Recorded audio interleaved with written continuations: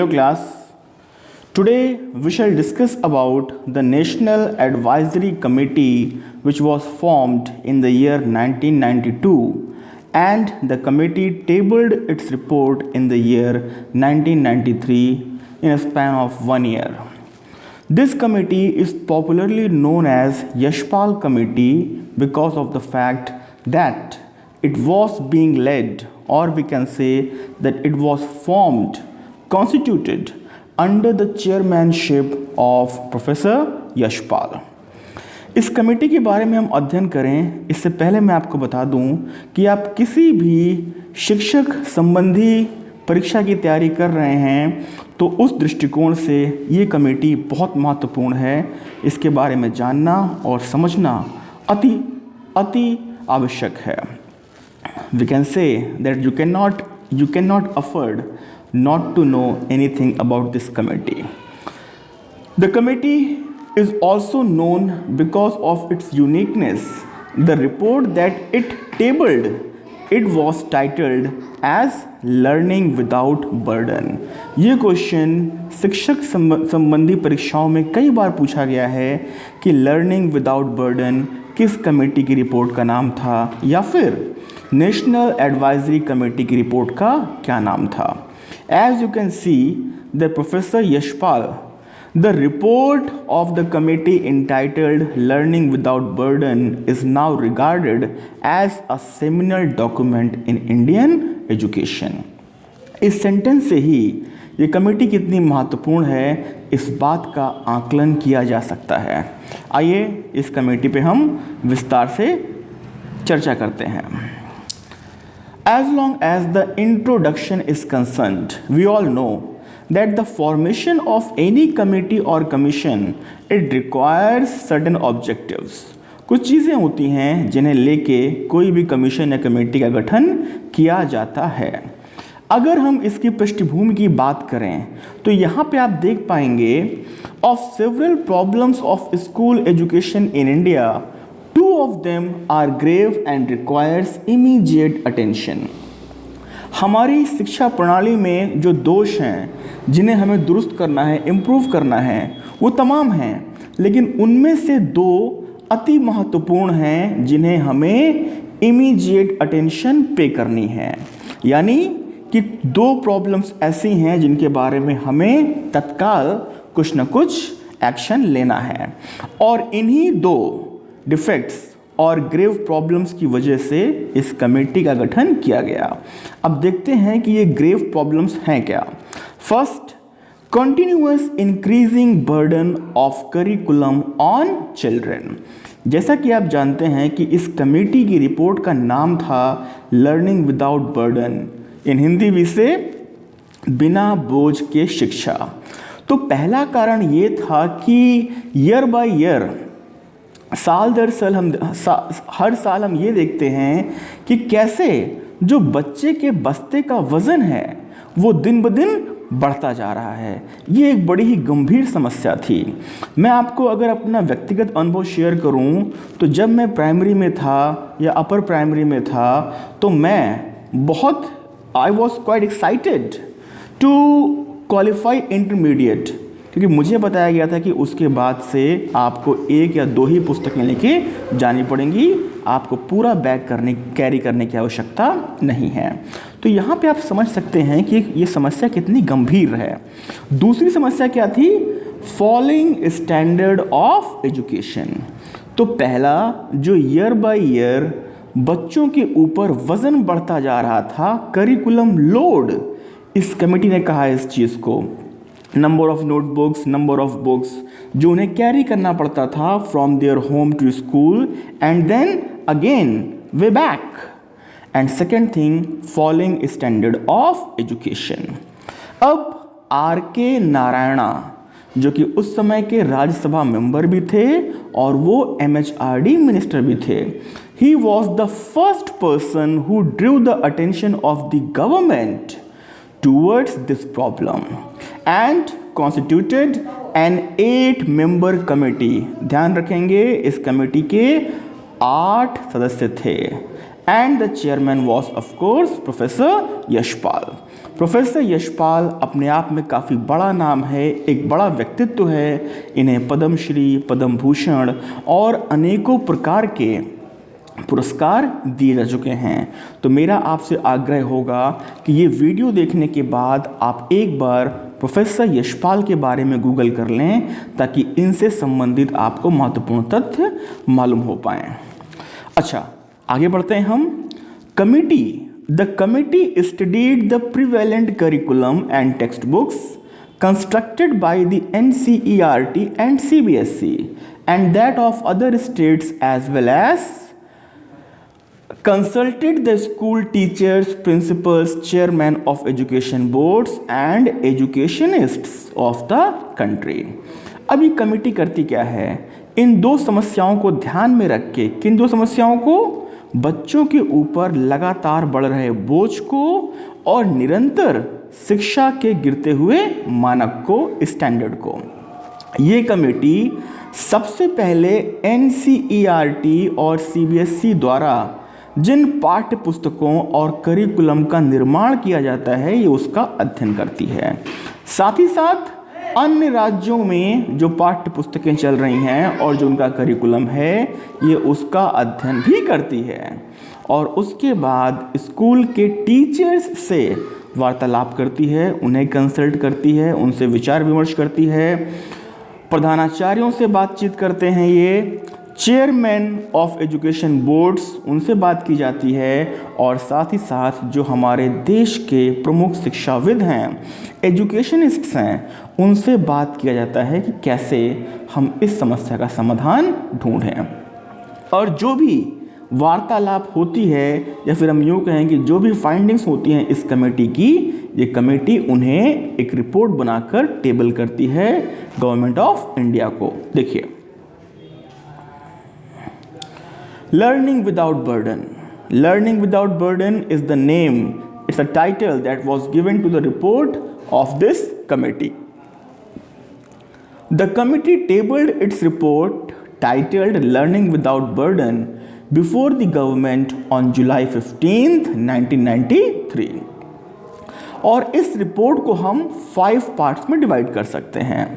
First and foremost we have introduction which explains the objectives and its method of working.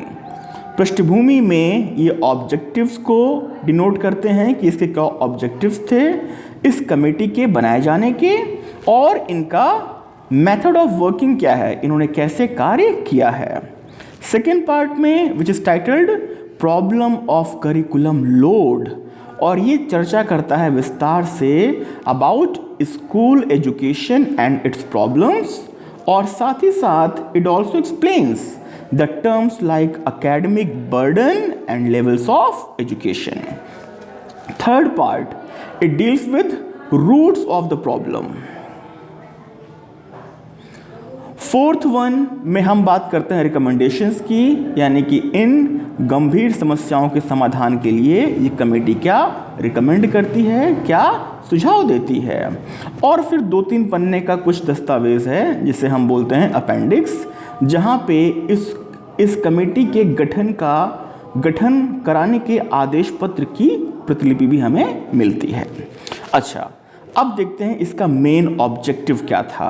आप यहाँ पे देख पाएंगे that the main objective of this committee was to advise on the ways and means to reduce the load on school students at all levels, particularly the young students, while improving quality of learning, including the capability for lifelong self-learning and skill formulation। ध्यान देंगे कैसे हम जो हमारे शिक्षार्थी हैं, जो हमारे नवनिहाल बालक हैं, उनके कंधों पे जो पुस्तकों का बढ़ता हुआ बोझ है उसे हम कैसे कम करें, और साथ ही साथ एजुकेशन के स्टैंडर्ड को बनाए रखने के साथ साथ कैसे हम capability for life long self learning और स्किल फॉर्मुलेशन को भी हम प्रमोट करें in the main objectives of imparting education. This was the main objective for the constitution of this committee called the national advisory committee. देखिए, यहाँ पे आप ध्यान रखिए कि अक्सर हम किसी भी कमेटी को उसके चेयरमैन के नाम से जाने जाते हैं, लेकिन एक भावी शिक्षक होने के नाते मेरा आपको आग्रह है कि आप किसी भी कमीशन या कमेटी का अध्ययन करें तो उसके चेयरपर्सन, चेयरमैन का नाम तो आप जाने ही जाने, साथ ही साथ उस कमेटी या कमीशन के ओरिजिनल नेम को जानें और जो उसने रिपोर्ट प्रस्तुत की है उसके आप ओरिजिनल नेम को समझें। अब देखिए, इन्होंने जो नेचर ऑफ प्रॉब्लम एक्सप्लोर की, डिफाइन की, हम उन पे बात करते हैं। Students are made to study much but children learn and understand a little. देखिए, ये अपने आप में ही कितना बड़ा विरोधाभास है कि हमारे यहाँ जो बच्चे हैं उन्हें हम विवश करते हैं बहुत ज़्यादा पढ़ने के लिए, लेकिन वो उन्हें हम जितना अधिक विवश करते हैं पढ़ने के लिए वो उतना ही कम अंडरस्टैंड करते हैं।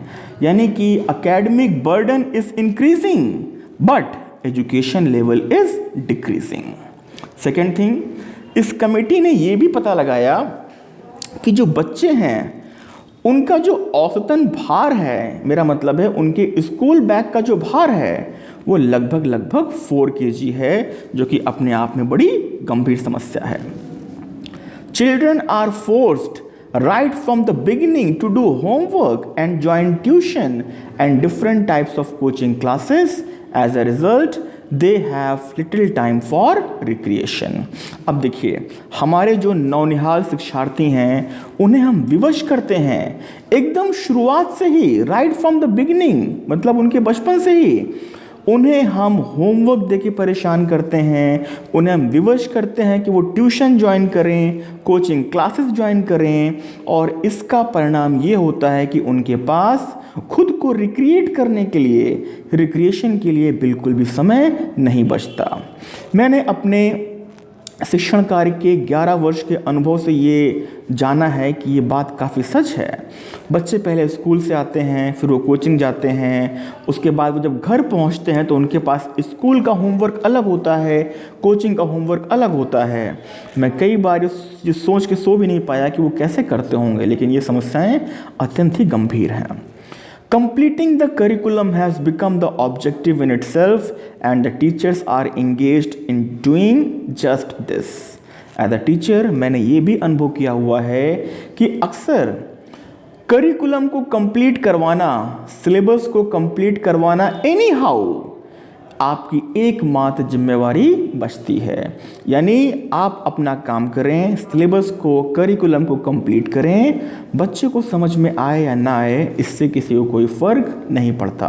और यही बात इस कमेटी के कारणों में से एक है कि जो इन्होंने पॉइंट आउट किया कि टीचर्स के साथ अक्सर ऐसा होता है कि उन्हें विवश किया जाता है उनका करिकुलम पूरा कराने के लिए। School education appears to be uninteresting, burdensome, boring and bitter. These words are so stern. कितने कठोर शब्दों में से लिखा गया है कि जो हमारी शिक्षा प्रणाली है कई बार वो अनइंटरेस्टिंग हो जाती है, बर्डनसम बन जाती है, बोरिंग, बिटर, यानी कि बच्चे उससे घृणा करने लगते हैं। नेचर ऑफ द प्रॉब्लम में ही हम आगे देखते हैं कि क्लासेस बहुत बड़ी होती हैं, करिकुलम बड़ा भारी भरकम होता है, टेक्स्ट बुक्स वो कि बहुत ही क्लिष्ट भाषा में लिखी होती हैं, बड़ी डिफ़िकल्ट होती हैं, और उसका परिणाम ये होता है कि teachers can not pay attention to other aspects of education other than completing the curriculum. यानी कि वो सिर्फ करिकुलम को कंप्लीट कराने में ही जी जान से जुड़ जाते हैं और इसके अलावा वो और कुछ नहीं करा पाते, और ऐसा करके हम बहुत कुछ खो देते हैं। The curriculum and text book materials are not related to the real life of students. मैं आपको एक बात बता दूं, professor Yashpal was one of the first educationists who drew our attention towards making science, intermingling of science with life related examples. उन्होंने कहा कि हम साइंस के सिलेबस में ऐसी चीज़ों को इंक्लूड करें जो कि बच्चे रियल लाइफ में एक्सपीरियंस कर पाएँ, उनको समझ पाएँ। तो यहाँ पे जो हमारा 7th पॉइंट है कि जो हमारा करिकुलम है, टेक्स्ट बुक है, उसका रियल लाइफ से कोई कनेक्शन नहीं है, कोई रिलेशन नहीं है। और इन्हीं कारणों से जो हमारी एजुकेशन सिस्टम है, शिक्षा प्रणाली है, वो और भी अनइंटरेस्टिंग होती जाती है। और हम सभी जानते हैं कि हमारे शिक्षा के तंत्र पे अक्सर ये आरोप लगते रहे हैं कि ये व्यवहारिक नहीं है। The fear of examinations is intense on the children. Both teachers and guardians contribute to this fear. बहुत ही कड़वा सत्य है ये कि बच्चे को हम हमेशा परेशान करते हैं कि भाई एग्ज़ाम्स में तुम्हें अच्छा करना है, नहीं करोगे तो शायद जीवन में कुछ नहीं कर पाओगे। टीचर्स भी उन्हें डराते हैं और गार्जियंस तो आप समझ सकते हैं वो भी उन्हें बिल्कुल वैसे ही डराते हैं। Securing more marks in examinations has become a mark of ability and students are promoted to the next higher class on the basis of just this. As a result, children lay stress on learning by rote rather than understanding. और क्योंकि परीक्षा में अच्छे marks लाना ही सब कुछ बन जाता है, इसलिए बच्चे रटना शुरू कर देते हैं, वो समझते नहीं हैं। और लास्ट में textbooks too are examination oriented. They comprise information and data only. These are the main problems which have been defined in its report, Learning Without Burden. अब देखते हैं कि ये यशपाल कमेटी ने रिकमेंडेशंस क्या दी। First, only the mother tongue should be the medium of instruction at primary level. Primary level पे केवल मातृभाषा ही होनी चाहिए as a medium of instruction. Second thing, हर कंपटीशन जो कि इंडिविजुअल अचीवमेंट्स को प्रमोट करे, इट मस्ट बी इरेडिकेटेड। यानी कि उन्होंने ये कहा कि जो कंपटीशन इंडिविजुअल अचीवमेंट्स को प्रमोट करे या सिर्फ उनसे ही संलग्न हो, उसको हम इरेडिकेट करें, उसका हम बहिष्कार करें। और जो competition team work, leadership, cooperation, इनकी भावना उत्पन्न करें, हम उनको इंक्लूड करें। The process of construction of curriculum and text books should be decentralised. और इसमें बड़ी भूमिका होनी चाहिए शिक्षकों की जो कक्षा में पढ़ाते हैं, क्योंकि वो जब ये जिम्मेवारी संभालेंगे तो शायद कुछ बेहतर कर पाएंगे। Voluntary organizations devoted to innovations should have freedom in curriculum construction, textbook construction and teacher training development. और साथ ही साथ एजुकेशन कमेटी विलेज लेवल पे, ब्लॉक लेवल पे, डिस्ट्रिक्ट लेवल पे should do their work of planning and supervision of school under them. Funds के बारे में बात करता है ये, और साथ ही साथ ये कहता है कि स्कूल टीचर्स का भी पार्टिसिपेशन होना चाहिए in the construction of curriculum and text books. CBSE के पास सिर्फ सेंट्रल स्कूल्स यानी कि केंद्रीय विद्यालय और नवोदय स्कूल्स ही होने चाहिए। बाकी जो स्कूल्स हैं हम उनको स्टेट एजुकेशन बोर्ड से जोड़ दें। It is also one of the recommendations. उसके बाद ये रूल्स की बात करता है और नॉर्म्स की बात करता है। You can see point number 9 and 10। Last but certainly not the least, ये बहुत इंपॉर्टेंट है। यशपाल कमेटी ने शिक्षा दर्शन नामक एक दूरदर्शन चैनल को लॉन्च किए जाने की भी सिफारिश की for students, parents and teachers, कि उस चैनल के थ्रू बच्चे, अभिभावक और शिक्षक वो कुछ न कुछ सीख सकें। और साथ ही साथ इन्होंने ये भी कहा कि जो शिक्षक और शिक्षार्थियों का जो रेशियो है जो कि 40:1 है, यानी कि 40 बच्चों पे 1, इसे हम कम करके 30 पे 1 लेके आए। यानी कि अगर 30 स्टूडेंट्स हैं, if there are 30 students then there should be 1 teacher at least. तो 40 पे 1 की बजाय 30 पे 1 होना चाहिए। ये हमारा लास्ट पॉइंट था। अब मैं आपको आग्रह करूंगा कि यशपाल कमेटी की रिपोर्ट जिसका कि नाम है लर्निंग विदाउट बर्डन, ये तकरीबन 25 से 30 पेजेस की रिपोर्ट है। अगर आप इसको समझना चाहते हैं और बड़े इम्तिहान की तैयारी कर रहे हैं तो मेरा आपसे आग्रह है कि एक बार उस रिपोर्ट को पढ़ लीजिए। मैंने अपने विवेक के अनुसार जो भी तथ्य महत्वपूर्ण थे मैंने इसमें इंक्लूड किए। लेकिन जब हम बात करते हैं महत्वपूर्ण की, यानी कि the very concept of important is quite subjective. जो मुझे महत्वपूर्ण लग रहा है हो सकता है वो आपको महत्वपूर्ण ना लगे। तो इसलिए अगर आप एक बार रिपोर्ट पढ़ लेंगे तो आप इसके बारे में सब कुछ जान पाएंगे। इन्हीं शुभकामनाओं के साथ बहुत बहुत धन्यवाद।